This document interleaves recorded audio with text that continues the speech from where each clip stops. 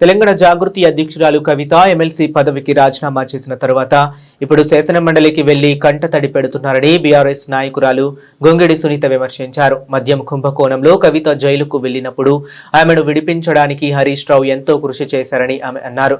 కవిత కూర్చున్న కొమ్మను నరుక్కునే ప్రయత్నం చేశారని ధ్వజమెత్తారు. కవిత ఎవరో చెప్పినట్లు ఆడుతున్నారని ఆరోపించారు. తెలంగాణ భవన్లో మహిళా నేతలతో కలిసి ఆమె విలేకరులతో మాట్లాడారు.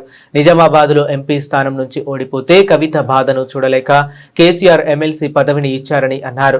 టీఆర్ఎస్ ను బీఆర్ఎస్ గా మార్చడం ఇష్టం లేదన్న కవిత తెలంగాణ జాగృతిని భారత జాగృతిగా ఎందుకు మార్చారో చెప్పాలని నిలదీశారు. ఆట ఆడిస్తా ఉంటే కీలుబొమ్మలాగా మీరు ఆడటం సరైంది కాదు కవిత గారు.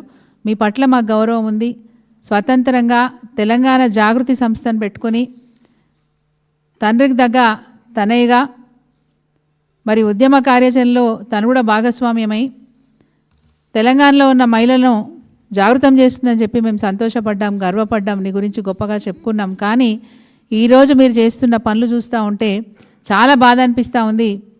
ఇది మంచి పద్ధతి కాదు. తెలంగాణ జాతిపితను మానసికంగా క్షోభకు గురి చేస్తున్న మీ వైనం మేము ఖండిస్తూ ఉన్నాం. ఇది మంచి పద్ధతి కాదని చెప్తా ఉన్నాం. బీఆర్ఎస్ పార్టీలో ఉన్నప్పుడు నాకు స్వేచ్ఛ లేదని మాట్లాడినారు. ఈరోజు మీరు కౌన్సిల్లో నిన్నటికి నిన్న బీఆర్ఎస్ పార్టీ అసెంబ్లీని బైకాట్ చేస్తే హరీష్ రావు గారిని తిట్టినందుకే బైకాట్ చేస్తారా అని చెప్పి మీరు ప్రశ్న సంధించినారు.